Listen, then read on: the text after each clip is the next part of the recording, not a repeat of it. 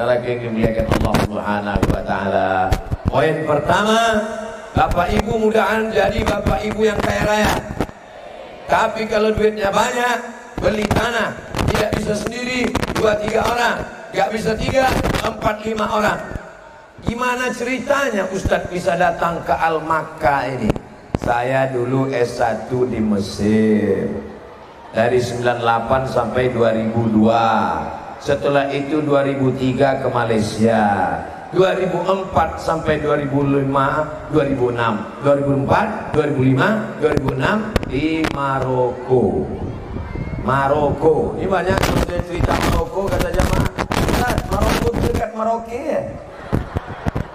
Maroko, Mesir, Libya, Tunisia, Aljazair, Maroko, Real Madrid, Barcelona.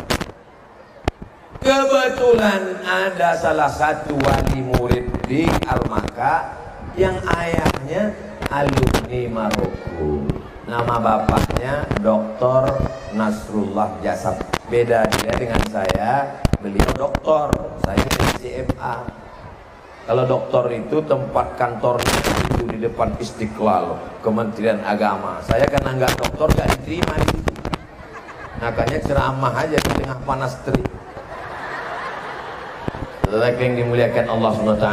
Jadi begitu ceritanya. Datang ke Al-Makkah ini karena ada hubungan silaturahim. Ustaz Somad bisa datang ke Al-Makkah. Ada acara apa? Pengajian sama wali murid. Di antara wali muridnya kakak kelas Ustaz dulu di Maroko, namanya Dr. Fulan. Insya Allah saya akan datang. Begitulah kisah ceritanya, kita bertemu pada hari ini. Kalau ada di antara bapak ibu yang ketika melihat saya, perasaan pernah lihat Ustadz ini di mana ya? Kita pernah berjumpa di alam arwah. Belum ada kuku, belum ada bulu, belum ada darah, belum ada daging, belum ada tulang, belum ada sumsum. Ketika itu kita sudah berjumpa. Makanya nanti kalau ketemu sama orang, perasaan nggak satu sekolah, nggak satu kampung, ketemu di mana? Dulu di alam ruh sudah berjumpa, di sini berjumpa, dan terakhir nanti kita akan berjumpa di surga bersama Nabi Muhammad Sallallahu Alaihi Wasallam. Mudah-mudahan Bapak Ibu wali murid semuanya masuk surga. Karena masuk surga itu nggak sendirian. Wasiqal ladzina taqaw rabbahum. Allah memasukkan ke dalam surga. Ilal jannati zumara, masuk surga rombongan ramai-ramai, dipanggil oleh malaikat. Rombongan berikutnya masuk surga Jannatul Firdaus, kelompok Al-Makkah. Ketua yayasan, pembina, pengurus, sekretaris, bendahara, security, tukang sapu, cleaning service, masuk semua. Pas antrian-antrian yang paling belakang ada Ustaz Somad. Tanya sama malaikat, ini geng Al-Makkah juga? Enggak. Anaknya ada di Al-Makkah? Enggak. Anggota yayasan? Enggak ada nama di akte notaris. Terus kok bisa masuk sini? Pernah ceramah sekali. Masuk.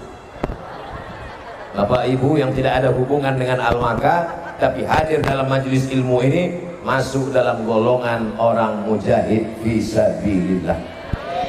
Man kharaja fi talabil ilmi, siapa yang keluar rumah untuk menuntut ilmu, bahwa fisabilillah, maka dia akan berada di jalan jihad fisabilillah hatta yarji'a, sampai dia pulang ke rumah. Bapak ibunya sudah diceramah. Abdul Somad, jangan kau sangka kau penceramah hebat, kau boleh masuk TV, kau boleh ceramah di luar negeri, tapi di Al-Makkah belum tentu kau bisa diterima. Mana contohnya? Tuh, nggak ada yang peduli. Padahal saya sudah ngaku sih, saya S1 dari Al-Azhar, saya di Maroko. Kata mereka, emang gua pikirin lah. Mereka nyantai aja kan cukup. Iya. Abdul Somad sedang diingatkan di sini. Kau boleh ceramah di Mabes TNI, kau bisa ceramah di depan Mahkamah Agung, tapi belum tentu kau punya ilmu bisa menarik perhatian mereka. Sekarang kita tes, peduli nggak mereka sama saya? Assalamualaikum.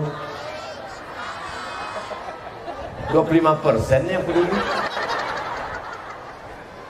Apa pesan yang ingin Ustadz Somad sampaikan? Bapak boleh jadi pengusaha kaya, ibu wanita karir, tapi belum tentu bisa membuat anaknya hafal amma yatasaalun. Betul? Ngaku nggak ibu? Ngaku nggak bapak? Tapi anak-anak bapak tadi naik ke atas sini hafal amma yatasaalun anin naba'il azim alladzi hum fihi mukhtalifun. Anaknya hafal, bapaknya enggak. Siapa yang mengajar mereka?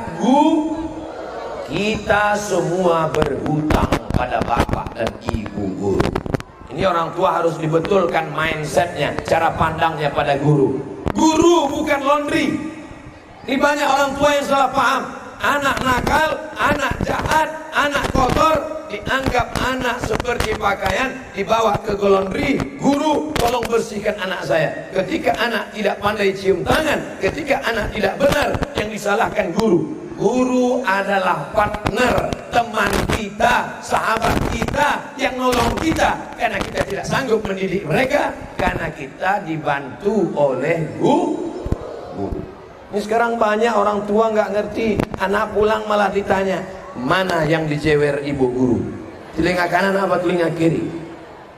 Akhirnya guru dikeroyok 3. Orang tua, Komisi Perlindungan Anak dilaporkan ke polisi. Teman saya, sahabat saya, ngajar di pesantren, gara-gara menjewer murid dituntut 7 juta, gaji 700.000. Saudara yang dimuliakan Allah Subhanahu wa Ta'ala, tapi ibu dan bapak guru tidak pernah berhenti. Saya pernah ceramah Bapak Ibu, bersyukur saya ceramah di sekolah ini, bapak wali murid, ibu wali muridnya hadir. Saya pernah ceramah di depan anak-anak semua. Assalamualaikum warahmatullahi wabarakatuh. Satu pun gak ada peduli. Semuanya ngobrol, ada cerita arisan, ada cerita macam-macam. Sampai akhirnya 10 menit saya ceramah, saya lihat gak ada respon. Saya datangi panitia, tolong panggilkan pawangnya. Nah, akhirnya naiklah ke atas pentas ibu kepala sekolah. Kecil aja. Apa kata ibu? Anak-anak, lihat ibu ya. Semuanya peduli. Saat itu saya sedang ditegur Abdul Somad. Kau nggak laku di sini Abdul Somad. Kau nggak ada apa-apanya di sini Abdul Somad. Maka lihatlah mereka yang tenang karena kue belum habis. Mereka dibentuk, dididik oleh orang-orang yang luar biasa. Tapi ini masih anak-anak yang sehat, anak-anak yang sempurna. Saya baru pulang dari Kudus. Di sana ada pesantren khusus anak berkebutuhan khusus, ABK. Luar biasa. Gurunya 3 shift. Shift pagi, shift petang, shift malam. Shift pagi, shift petang, shift malam. Muridnya 120, gurunya 107. Luar biasa. Di sana saya bertemu dengan makhluk-makhluk, orang-orang yang luar biasa. Mudah-mudahan Bapak Ibu guru kita diberikan kesabaran mendidik anak-anak kita, insya Allah. Hafal mereka juz amma, bisa mereka menutup aurat, dari kecil jilbabnya panjang, pakai celana panjang. Tapi yang sudah dididik, jangan sampai pulang ke rumah kita yang merusaknya. Lihatlah anak kita yang lucu-lucu pakai jilbab panjang. Di sekolah Al-Makkah diajarkan jilbabnya panjang, bajunya panjang. Tiba-tiba di rumah dia lihat emaknya pakai celana pendek, lututnya hitam berkurang. Mereka confused, mereka bingung, mereka punya kepribadian ganda. Di sekolah diajarkan jilbab panjang, baju panjang, celana panjang, rok panjang. Di rumah bapaknya celana pendek, ibunya pakai baju belum selesai dijahit. Kadang roknya panjang, resleting belum dipasang. Mereka punya kepribadian ganda. Banyak anak-anak dididik di sekolah Islam seperti membangun istana cantik di pinggir pantai. Di pinggir pantai dibuat istana dari pasir cantik. Tapi kemudian sebelum petang hari, sebelum matahari tenggelam, sudah datang ombak merusaknya.